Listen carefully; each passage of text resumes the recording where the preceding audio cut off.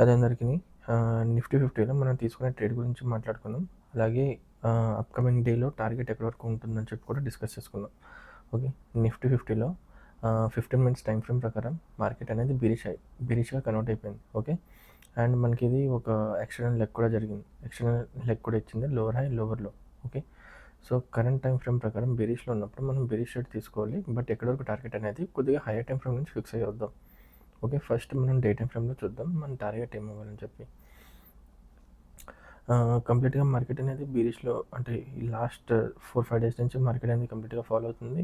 And మన weekly target ఏదైతే ఉందో ప్రీవియస్గా చూస్తే ఈ రెడ్ కలర్ లైన్ ఉంది కదా, మనం ఇక్కడ వరకు ఫస్ట్ టార్గెట్ పెట్టుకుందాం. అండ్ ఫైనల్ టార్గెట్ అయితే ఈ 25,330 వరకు, అంటే 300 ఆల్మోస్ట్. సో ఈ జోన్ వరకు అయితే మిటిగేట్ రావాలని చెప్పేసి నేను అనుకుంటున్నాను. బట్ అది రేపు ఒకరోజు వస్తుందా లేదంటే కమింగ్ డేస్లో వస్తుందా అనేది తర్వాత విషయం. అండ్ మార్కెట్ ఫాలో అవుతున్నప్పుడు హెవీ ప్యానిక్ సెల్లింగ్ అయితే అవ్వట్లేదు, జస్ట్ న్యూట్రల్గానే జరుగుతుంది. సో మార్కెట్లో నేనైతే ప్రజెంట్ టార్గెట్ అయితే ఇదే పెట్టుకుంటాను, 25,448, అంటే ఆల్మోస్ట్ 450 వేసుకోండి. సో మార్కెట్లో నేను ఒక BTST కాల్ తీసుకున్నాను పీ సైడ్కి. మార్కెట్లో రేపు గ్యాప్ డౌన్ ఓపెన్ అయ్యే అవకాశాలు ఉంటాయని చెప్పి. సో మార్కెట్ ఇక్కడ నుంచి ఆల్మోస్ట్ ఒక 70 పాయింట్స్ ఉంది టార్గెట్ మనకి ఇవ్వడానికి. ఇక్కడికి వచ్చిన తర్వాత మార్కెట్ రియాక్షన్ బట్టి కంటిన్యూ చేయొచ్చు, మార్కెట్ పైకి వెళ్తుందా కిందకి వస్తుందా అని చెప్పి. సో మ్యాక్స్ అయితే నేను అనుకోవడం, మార్కెట్ కింద ఫాలో అవుతున్నప్పుడు ప్యానిక్ సెల్లింగ్ అయితే ఎటువంటి రావట్లేదు. ఇదంతా న్యూట్రల్గానే, అంటే చూడండి స్ట్రక్చర్ మామూలుగా ఇక్కడ నుంచి ఒక పెద్ద లెగ్ ఇచ్చింది. అండ్ తర్వాత ఎప్పుడైతే ఎక్స్టర్నల్ లెగ్ ఇచ్చిందో చాలా చిన్నగా ఇచ్చింది.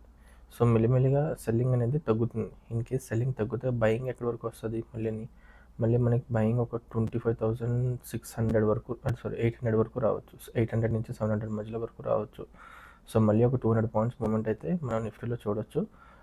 ఆల్మోస్ట్ ఒక 300 పాయింట్స్ అయితే మూమెంట్ చూడొచ్చు. ఎందుకంటే రేపు టార్గెట్ హిట్ అయిపోయిన తర్వాత మనకి మ్యాక్స్ పైకి వెళ్ళే అవకాశాలు ఎక్కువ ఉంటాయని చెప్పి నేను అనుకుంటున్నాను.